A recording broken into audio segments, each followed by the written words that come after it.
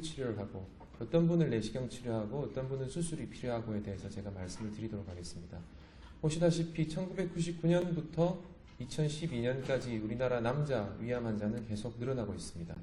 40대, 50대, 60대, 70대, 80대 약간 줄어들긴 하지만 그래도 아직까지 많은 빈도를 보이고 있고요. 여자들은 남자들보다는 조금 덜하긴 하지만은 역시 40대, 50대, 60대, 70대에 가장 많이 발생하고 80대에서는 조금 더 줄어드는 양상을 보이고 있습니다. 그리고 국제적으로 비교를 해봐도 여기 파란 그리고 빨간 네모에 보듯이 한국이 남자, 여자 공이 위암 발생률 세계 1위인 나라가 우리나라이고 그 뒤를 이어서 일본과 중국이 위암 발생률이 많은 나라가 됐습니다. 하지만 요즘 내시경이 많이 발달이 되고 치료법이 많이 발달이 돼서 조기에 치료를 잘 함으로 인해서 사망률은 점점 해가 갈수록 줄어들고 있습니다. 위암을 치료하는 데 있어서는 크게 두 가지를, 다른 암도 마찬가지겠죠. 그래서 두 가지를 다 고려를 하는 두 마리 토끼를 다 잡아야 되는 치료법을 선택을 하게 됩니다. 완치를 해야 되고 치료하고 나서 삶의 질이 치료 전과 같이 거의 비슷하게 유지를 해야 되는 게 아주 중요합니다. 하지만 완치를 너무 강조해서 너무 공격적인 치료를 하다 보면은 삶의 질이 떨어질 수가 있고 삶의 질을 생각해서 너무 소극적인 치료를 하면은 완치의 개념이 조금 줄어들어서 재발의 위험성이 높을 수가 있습니다. 그래서 완치와 재발을 적절하게 잘 균형 있게 맞추는 치료가 가장 필요하고 그래서 최소한으로 몸을 침습하지 않는 최소 침습 치료 그리고 내시경 치료가 점점 많이 대두되고 있는 실정입니다. 오늘 제가 말씀드릴 내용이 위암의 내시경 치료에 관한 내용입니다. 대부분 다 아시겠지만은 요즘은 위암을 내시경으로 치료를 하는가라는 물음을 생각을 하시는 분은 많이 적으리라고 생각합니다. 자, 그러면은 위암을 진단받았는데 내시경으로 치료를 할 수 있는 위암인가를 어떻게 가르는지 살펴보도록 하겠습니다.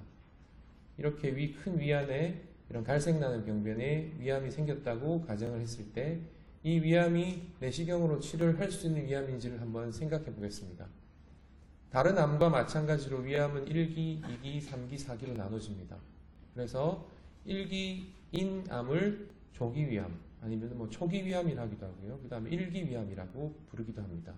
그 다음에 1기 이상의 2기, 3기, 4기를 우리는 보통 진행성 위암이라고 부릅니다. 그래서 위암은 조기 위암과 진행성 위암의 언제 발견했냐에 따라서 예후가 크게 차이가 나기 때문에 1, 2, 3, 4기라고 불리기도 하지만은 조기 위암과 진행성 위암으로 나누는 경우가 보통입니다.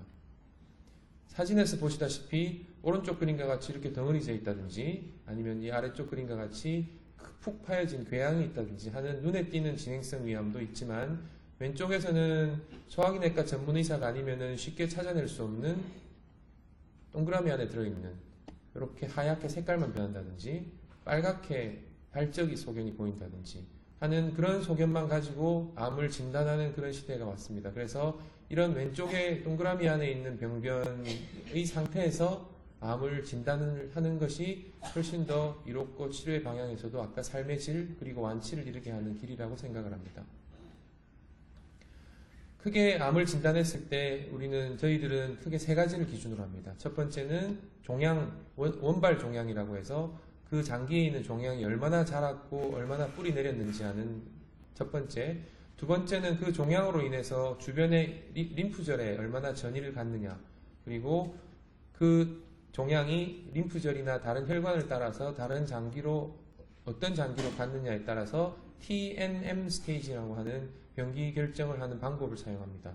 보시다시피 오른쪽에 있는 그림과 같이 아주 작은 상태에서 발견되면은 원발 종양의 병기가 낮고요. 그 다음에 이렇게 점점 커져서 더 커진 경우는 원발 종양의 T 병기가 높게 됩니다. 그 다음에 여기 위에 병이 있을 때 오른쪽에 림프절이라고 해서 염주알처럼 생긴 모양의 병변이 암에 의해서 전이가 된다면은 일반적인 모양보다 더 커지고 CT나 다른 검사에서 보이게 되는 림프절 병기가 또 정해집니다. 그리고 다른 장기, 위 주변에는 췌장도 있고 간도 있고 다른 장기가 많기 때문에 다른 검사들을 통해서 원격 전이, 멀리 전이하는 거죠. 원격 전이의 정도를 봐서 종양과 림프절과 원격 전이의 병기를 결정해서 이 암이 몇 기다라고 결정을 하게 되는 겁니다.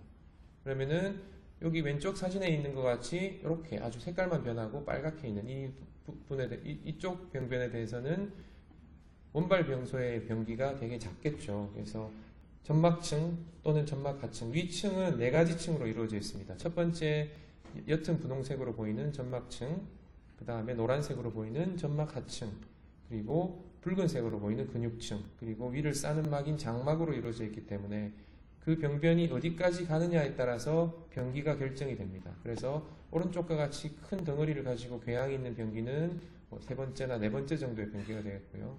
그 다음에 왼쪽에 있는 사진과 같이 색깔만 살짝 얕은 그런 변화에 대해서는 아마 점막층에만 국한된 병기가 아닐까라고 이루어서 짐작을 하게 됩니다. 그래서 이런 큰 병기가 있을 때는 오른쪽에 있는 것 같이 CT를 찍어서 이게 이 병변을 CT로 봤을 때 모습이고요. 그 다음에 이거는 CT를 다른 방향으로 찍었을 때는 위에 병변이 여기 있습니다. 그리고 다른 장기, 여기가 이렇게 까맣게 보이는 부분이 위고 하얗게 보이는 부분이 간인데 일반적인 간의 모습하고 다르게 흰 부분 안에 약간 거뭇한 부분이 있죠. 이 부분은 이 암이 간까지 원격 전이했다라고 표현을 합니다. 그래서 PET-CT라고 전체를 보는 검사를 해서 멀리 간 종양이 어디까지 갔는지를 한 번 더 확인한 뒤에 종양이 몇 기다라고 결정을 합니다. 그래서 위암의 병기를 금방 보셨듯이 1기부터 4기까지 나눈 뒤에 조기 위암인 경우에는 내시경 치료를 고려를 하게 됩니다.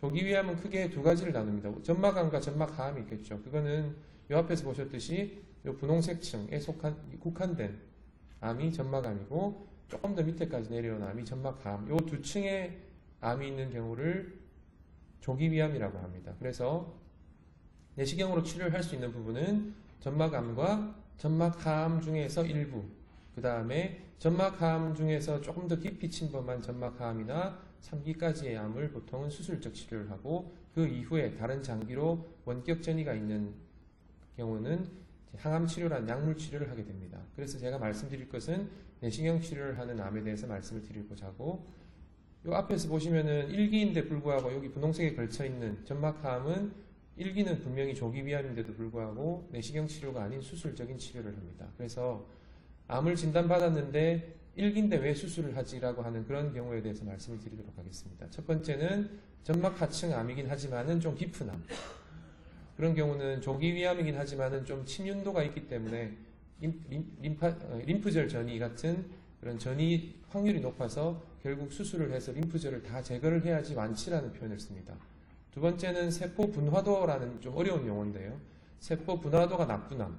세 번째는 궤양을 동반한 암. 궤양이 있으면은 그 병이 궤양 때문에 깊은지 아니면은 병이 뿌리 내려서 깊은지 깊이를 예측할 수가 없기 때문에 그래서 내시경 치료를 하기는 힘들고 수술적인 치료를 하게 됩니다.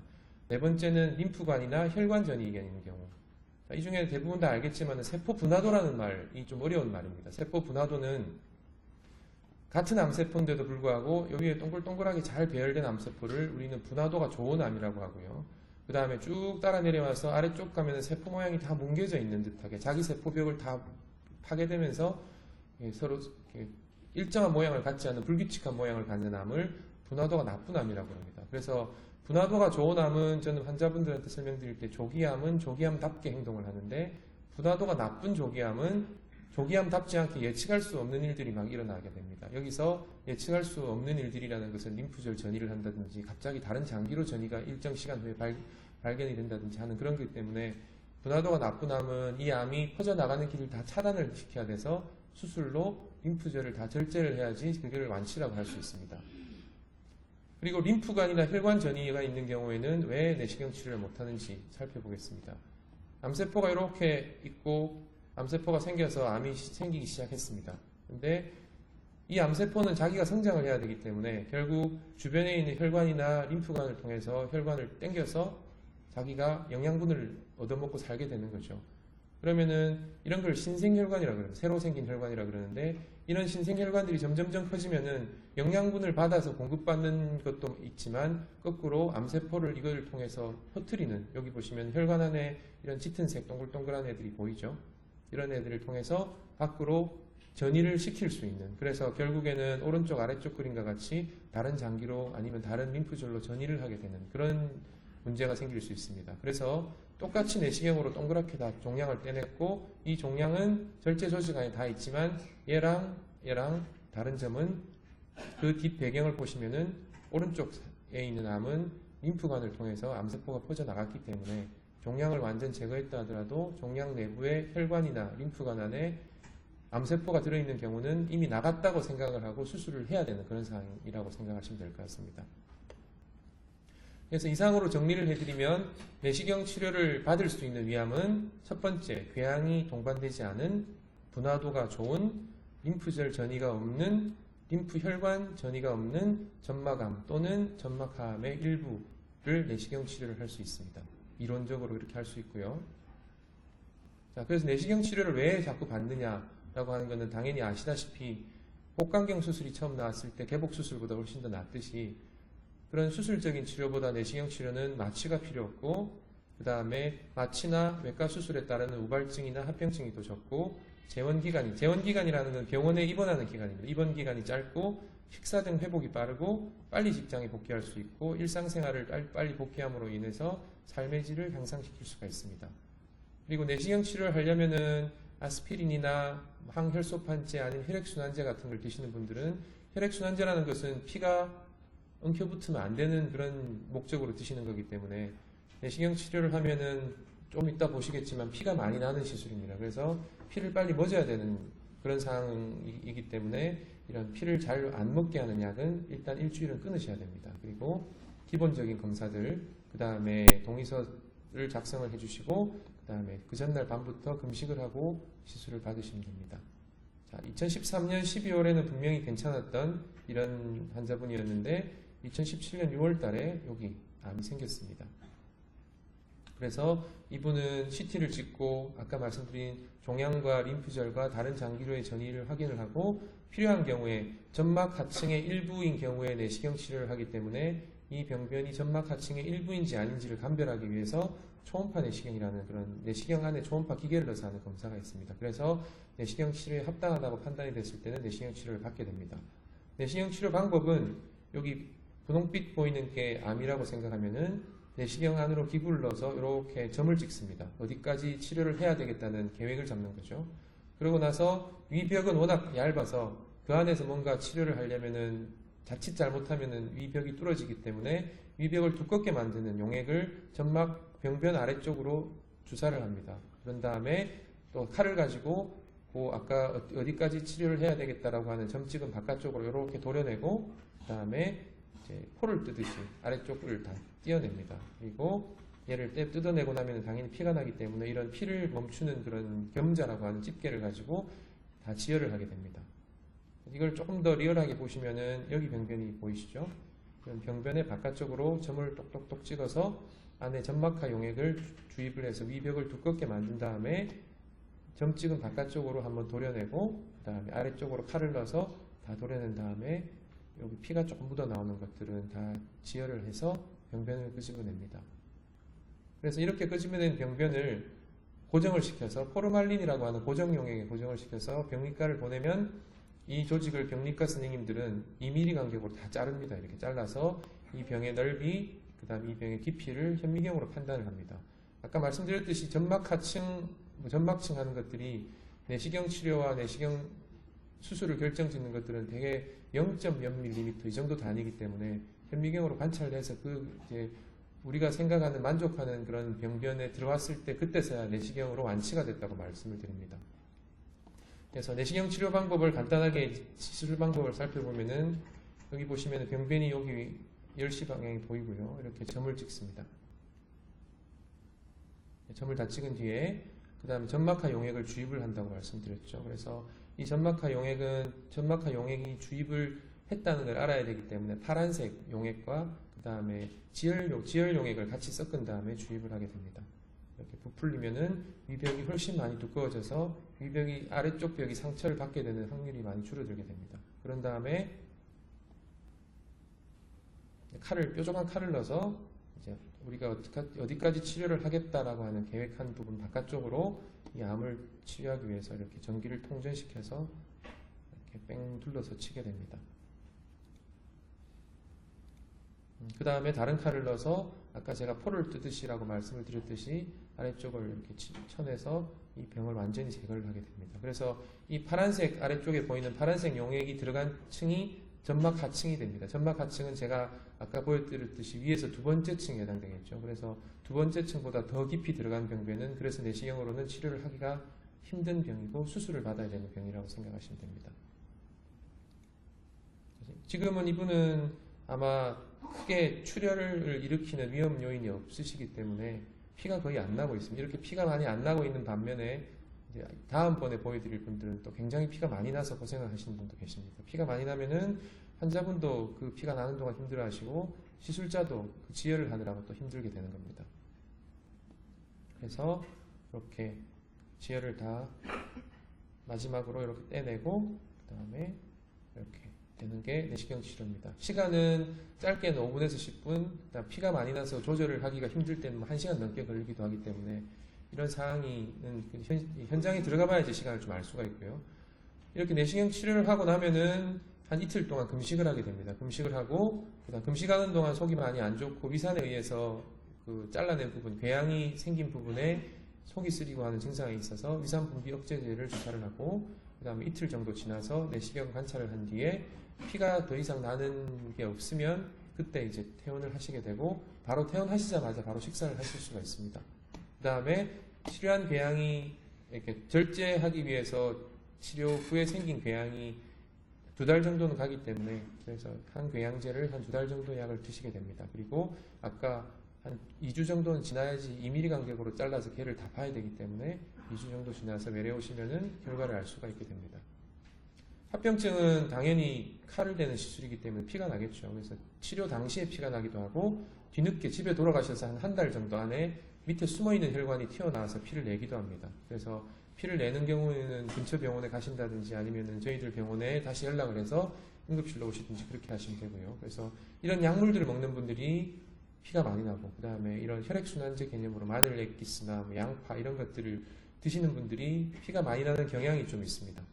그래서 병이 깊어 보이는 경우에는 너무 병을 다 제거를 하려고 깊이 적극적으로 치다 보면은 천공의 위험성이 높고요.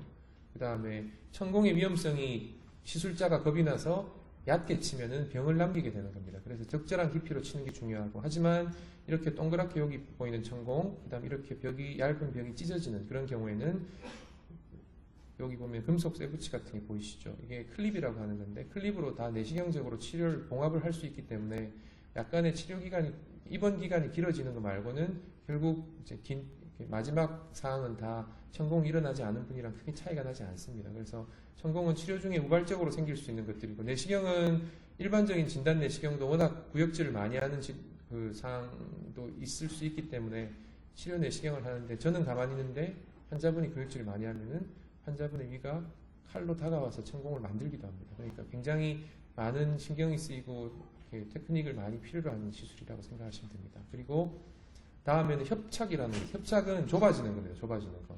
왜 좁아지냐면은 여기 보면 노란 선이 있는 부분이 병변이면은 이 병변을 포함해서 절제를 해야 하기 때문에 더 바깥쪽으로 아까 칼을 뺑 둘러 치겠죠. 그러면은 오른쪽 그림과 같이 이렇게 치게 되고 다 제거를 하게 되면 이렇게 됩니다. 그러면은 이렇게 동그란 부분에 거의 75% 이상, 4분의 3 이상이 절제가 되면은 한 달 정도 지나면 이렇게 좁아지게 됩니다. 궤양이 치료가 되면서. 그러면은 거의 아주 작은 공간만 남아있지만 이런 경우에도 여기 보이는 풍선이라고 하는 걸 내시경으로 넣어서 넓히면은 결국에는 풍선 확장을 해서 출구를 다시 확보를 할 수 있는 그렇게 됩니다. 그래서 결국 이렇게 넓은 병이 있지만 병을 남기는 것보다는 적극적인 치료를 해서 이렇게 그 뒤에 생기는 합병증도 내시경으로 다 감당을 할 수 있기 때문에 그래서 적극적인 치료를 하는 게 더 좋을 것 같습니다. 그래서 이렇게 생긴 치료 후에 생긴 궤양은 25mm, 45mm, 90mm까지 있지만은 결국 8주 정도가 지나면은 오른쪽 그림과 같이 궤양은 다 치료가 됩니다. 그래서 결국 내시경 치료의 장점은 위를 그대로 보존을 하면서 치료를 하게 되는 그런 장점이 될 수 있겠습니다.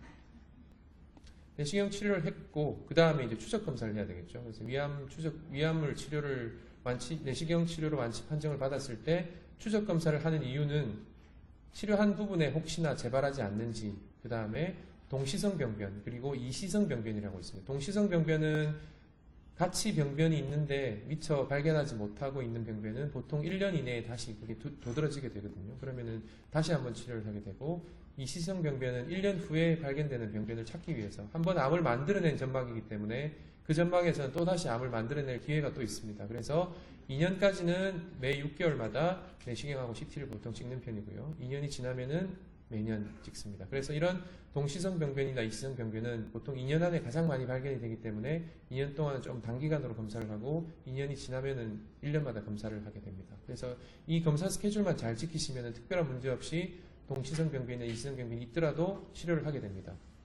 그래서 국소 재발은 뭐 작게는 0.5%에서 6%까지 있고요. 동시성 병변도 20%, 한 10%까지 있지만 그렇게 많지는 않습니다. 그 다음에 시작 자체가 림프질 전이가 없고 원격 전이가 없는 병변을 선택을 한 거기 때문에 당연히 이 두 부분의 전이는 없다고 생각하시면 될 것 같습니다. 그래서 2008년 1월 달에 이렇게 생긴 병변이 있었고 점을 찍어서 이렇게 치료를 했는데 하고 나서 상처가 이렇게 나왔는데 상처의 왼쪽 부분으로 약간 붉으면서 도드라지는 부분이 있어서 조직 검사를 했더니 다시 재발성 병변이 나와서 이 재발성 병변도 역시 처음 치료하고 마찬가지로 당연히 좀 어렵긴 하겠지만은 내시경으로 치료를 잘 할 수 있는 그런 병변이 될 것 같습니다.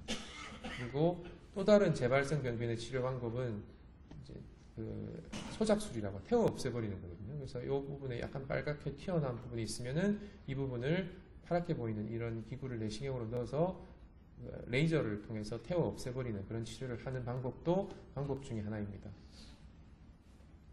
그 다음에 여기 보면은 왼쪽 사진에서 보는 약간 튀어나온 부분, 이 부분이 조기위암으로 발견이 됐는데 외부 병원에서 이 병변 하나만 가지고 왔습니다. 근데 자세히 보니까 병변의 위쪽 부분으로 이렇게 하얀 부분과 이렇게 하얀 부분, 이 튀어나온 부분이 두 군데가 있어서 조직 검사를 했더니 이 둘 다 선종성 병변이 또 나와서 이분은 결국 내시경 치료를 한 군데, 두 군데, 세 군데를 받았던 그런 분입니다. 그래서 자세히 보면은 또 다른 부분에 또 비슷한 병변이 있을 수 있습니다. 선종이라고 하는 것은 암은 아니지만은 암 전 단계 병변을 선종이라고 얘기를 하고 있습니다.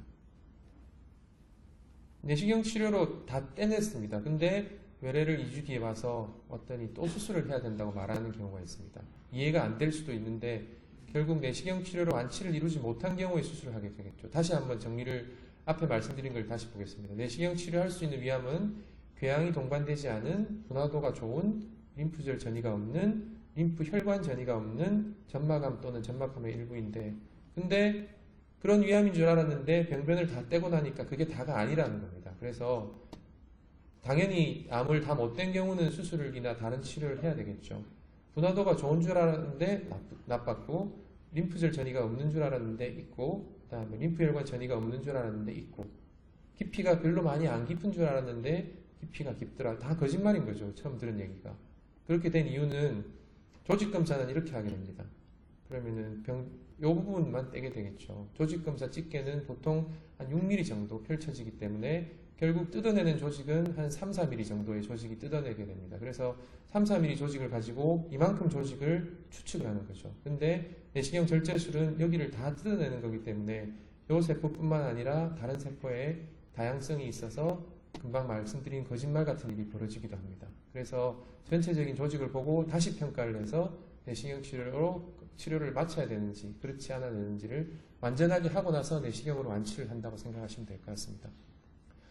그래서 지금까지가 제가 위암의 치료에 대해서 말씀드렸고요. 이제 우리는 위암에서 살아남아야 되기 때문에 어떻게 해서 위암에서 살아남는지 말씀드리겠습니다. 공격은 최선의 방어라는 얘기가 있습니다. 그래서 위암에서 살아남으려면은 검진을 하는 게 저는 최선의 방어라고 생각을 합니다. 그럼 검진을 왜 받아야 되는지를 말씀드리겠습니다. 일본에서는 위암 검진을 하면은 위암 때문에 사망하는 24% 사망률을 감소시킬 수 있다고 합니다. 우리나라는 검진은 두 가지가 있습니다. 하얀색 약을 먹고 하는 위장 조형 촬영술, 그 다음 내시경을 받는 위내시경 두 가지가 있는데 보시다시피 조형 촬영은 6% 정도밖에 감소를 시킬 수 없습니다. 하지만 내시경은 거의 53%, 일본보다 훨씬 더 윗도는 그런 사망률 감소를 보이고 있습니다. 이것만 가지고도 확실하게 위내시경 검진을 해야 된다고 생각할 수가 있고요. 검진을 받았을 때는 검진의 목적은 병을 빨리 발견하는 게 검진의 목적입니다. 그래서 위암 검진을 했을 때 조기 위암이 얼마나 많이 비율로 발견됐는지를 보니까 검진군에서는 거의 70%까지 조기 위암이고, 검진을 하지 않고 우연히 그냥 증상이 있어서 찾아가서 내시경을 하는 분들은 한 절반 정도만 조기 위암의 비율이 있습니다. 그리고 검진으로 발견된 위암 환자의 73%에서 80%까지는 조기 위암입니다. 그리고 일반 환자에서는 26%에서 54%. 그러니까 결국에는 내가 증상이 있어서 병원을 가서 내시경 검사를 하면은 그때는 이미 진행이 된 상태일 가능성이 많다는 거죠. 자, 그러면은 우리는 위 내시경을 받아야 되는지 조영술을 받아야 되는지를 살펴보도록 하겠습니다. 민감도라고 하는 것은 위암을 위암이라고 얘기를 할 수 있는 게 민감도고요. 특이도는 위암이 아닌 걸 아니라고 얘기할 수 있는 게 특이도입니다. 그러면은 검진은 민감도가 높아야 되는 검사입니다. 그래서 조금이라도 이상하면 뭔가를 다 잡아내야 되는 검사이기 때문에 민감도를 보시면 되는데, 위내시경은 거의 70%까지 민감도가 있지만 위장 조영술은 30% 정도밖에 안 되죠. 그래서 점점 위장 조영술은 좀 믿을 수 없는 검사가 되기 때문에 저는 환자분들한테 가능한 위장 조영술을 받지 말고 위장 조영술만 검진 기관으로 갖고 있는 그런 기관에는 아예 검진을 안 받는 게 좋다고 얘기를 하고 있습니다. 아마 우리나라 권고사항도 그렇게 좀 바뀔 거고요. 검진을 내가 몇 살 때부터 시작해야 되는가라고 했을 때는 남녀 모두 40세 이상에서, 아까 제일 첫 번째 제가 표에서 보여드렸죠. 거기서 40세부터 뭔가가 증가하고 있었습니다. 그래서 40세 이상에서 위암 발생률이 증가했고 위암 검진이 사망률을 감소시키는 효과가 있기 때문에 40세에서 검진을 시작할 것을 권고한다. 그러니까 만 40이 되면은 내시경을 시작하는 게 좋다고 생각하면 될 것 같습니다. 그러면은 얼마나 간격으로 내시경을 받아야 되느냐라고 하는 건데, 이건 크게 두 가지가 있습니다. 이론적으로 치료적인 측면에서 볼 때 실제적인 것보다 이상적인 거죠. 이상적인 거에서 보면은 2년마다 검사를 하는 것과 1년마다 검사를 하는 것으로서 비교를 해보니까 1년 주기로 검사를 할 때 아주 의미있게 높은 조기 위암을 발견했고 병변도 작았고 병기도 낮았다. 그래서 이런 결과에 의해서 위내시경 절제술로 치료할 확률이 높아서 결국 장기를 보존하면서 치료를 할 수 있다는 거죠. 하지만 내시경 검사를 또 너무나 많이 받기가 힘들고 건강한 사람한테 위암을 발견하기가 더 확률이 낮기 때문에 비용 효과적인 측면, 국가적인 측면에서 볼 때는 남자에서는 50세에서 80세 매년, 여성의 경우에는 한 2년에 한 번씩 위내시경을 받는 전략이 어떨까라고 생각을 하고 있고, 또 다른 연구에서는 그냥 남녀 공이 특별한 문제가 없는 분들은, 무증상의 건강한 성인들은 50세부터 한 2년 정도만 받아도 위암 때문에 사망률은 좀 낮출 수 있지 않을까라는 생각을 하게 됩니다. 고위험군이 어떤가라고. 위암의 고위험군은 왼쪽에 있는 세 가지입니다. 위축성 위염이 있다든지, 장상피화생이 있다든지, 아니면은 직계가족력이 있다든지 하는 경우는 1년 단위로 받는 게 권고되고 있습니다. 그래서 특별한 문제가 없고 고위험군을 가지고 있는 분들은 제 개인적인 생각은 2년에 한 번씩은 나라에서 받는 내시경을 받으시고요. 중간 1년은 어디선가 내시경을 열심히 받을 수 있는 병원에서 받으시면은 암을 조기에 발견할 수 있고, 발견하더라도 위를 절제하지 않고 치료를 할 수 있는 그런 좋은 점이 있을 것 같습니다. 다시 한번 위암검진 권고안을 설명을 드리면, 40세 이상 무증상 성인을 대상으로 위 내시경을 이용한 위암검진을 2년 간격으로 시행할 것을 권고한다. 그 다음에 40세 이상의 무증상 성인을 대상으로 위장 조형 촬영을 이용한 위암검진은 개인별 위험도에 대한 임상적 그러니까 판단을 해서 하란 말이죠. 그 다음에 고위험군인 위축성 위염, 장상피화생, 직계가족력, 그리고 헬리코박터 감염된 분들은 1년 간격으로 시행을 하자라고 합니다. 아까 앞에 시간에서 몇 살까지 받아야 되는지라는 질문이 많이 들어와서 제가 미리 말씀을 드리면, 74세까지는 앞에 말씀드린 지금 권고한 대로 가고요. 74세에서 83세까지는 의사의 판단에 의해서 매년 내시경을 하고, 84세 이상에 대해서는 알려진 바는 없습니다. 근데 제 개인적인 생각으로는 그 나이는 물리적인 나이보다는 신체적인 나이를 한 번 더 고려를 하면 어떨까 싶습니다. 나이보다 10년 젊어 보이는 분도 계시고요. 아니면 여러 가지 병을 가지신 분들은 훨씬 더 몸이 힘든 분이 계시기 때문에 그런 걸 고려하고 판단하는 것은 전문의하고 상담하는 게 제일 좋을 것 같습니다. 그 다음에 제가 인터넷을 좀 찾아봐서 인터넷상에서 자주 묻게 된 질문들을 몇 가지 정리를 했습니다. 많이 나오는 질문이 조직검사를 하면 다 위암이 의심되어 있는가요? 라고 하는 질문이죠. 그러니까 일단 특히 환자분들, 건강한 분들도 건강 성인들이 내시경을 받았는데 조직 검사를 하게 되면은 일단 걱정을 하죠. 뭐 무슨 문제가 있을 것인가. 그리고 위암으로 치료를 한번 받았던 분들은 더 걱정을 많이 하게 됩니다. 그럼 실제적인 걸 살펴보도록 하겠습니다. 저희 병원 소화기내과에서 1일 위 내시경 건수는 한 300건까지 됩니다. 그 중에서 조직 검사하는 건수는 100건입니다. 100건이 다 위암일까요?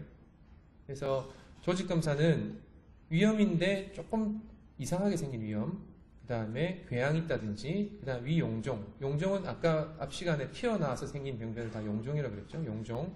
그 다음에 그 중에 위암. 그리고 이전에 뭐가 있었는데 걔가 조금 모양이 달라졌다든지 하는 그런 경우. 그 다음에 헬리코박터 검사를 하기 위해서 조직을 뜯어냅니다.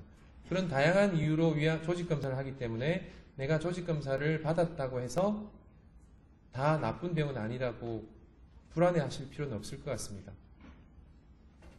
조직 검사를 하면 바로 그날 알 수 있나요? 라고 하는 질문도 많이 있었는데 보통 아까 봤듯이 조직을 고정시키고 아주 작은 칼로 다 조직을 슬라이스로 다 이렇게 절편을 해서 해야 되기 때문에 염색하고 판독하고 하는데 최소한 3, 4일이 걸립니다. 근데 다른 질병이 의심이 되면은 또 특수한 염색을 해야 되기 때문에 보통은 한 최소 일주일 이상 걸려서 조직검사 결과가 나옵니다.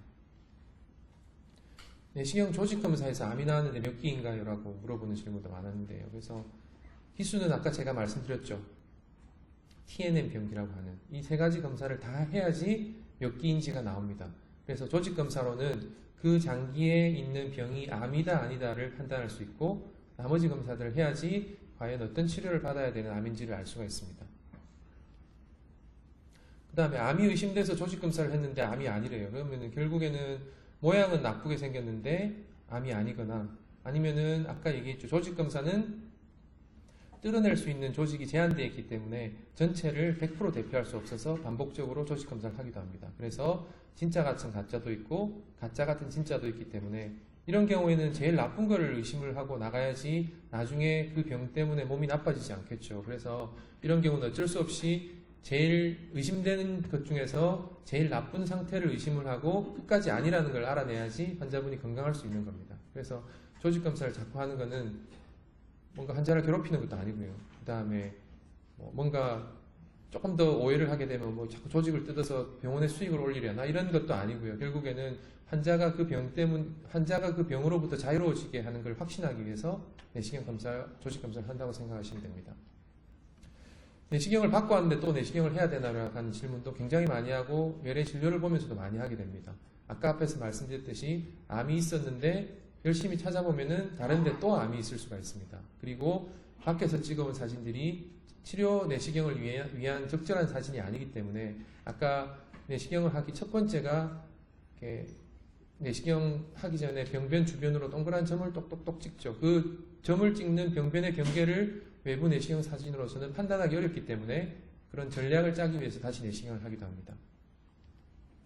그래서 이제 정리를 해드리겠습니다. 그래서 내시경 치료는 이제 외과 수술에 버금가는 치료 효과를 가지게 되었습니다. 그리고 조기 위암으로 진단을 받으면 수술이냐 내시경 치료냐를 고민하는 시기가 되었습니다.